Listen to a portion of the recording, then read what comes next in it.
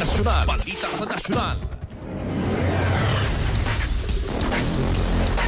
Samtang sa labing ng tudling sa atong balitang nasyonal, isang at si kanhi Senador Antonio Sani Trillanes IV og ang civil society group nga The Silent Majority og mga reklamo nga plunder og graft batok kang Vice President Sara Duterte sa Office of the Ombudsman atong Miyerkules, Enero 21. Ang reklamo naglangkob sa gingong plunder og malversation nga kantidad og 650 million pesos nga confidential fund gikan sa Office of the President kon OVP o sa Department of Education kon DepEd. Gibase sa reklamo ang ilang mga aligasyon sa affidavit ni Ramil Madriaga nga gihulagway nila nga kanhi bagma ni Duterte.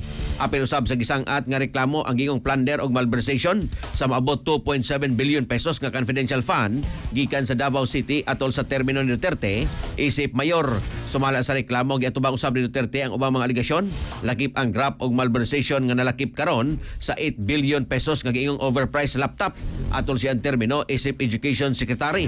Graft o gross incompetence may kalabutan sa kapin 12 billion pesos nga disallowance sa Commission on Audit kon COA sa DepEd o graft tungod sa 7 billion nga gingong wa maliquidate nga cash advances samtang siya ang sekretary sa Department of Education kon DepEd.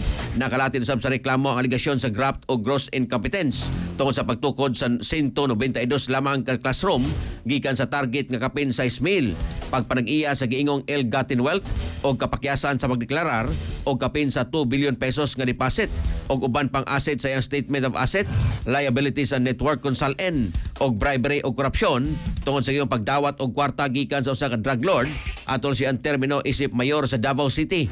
Lakip sa giingong sala ang betrayal of public trust o kawalay angay sa paghawid og public office tungod sa duha ka insidente diin giingong gihulga niya si Presidente Ferdinand Bongbong Marcos Jr.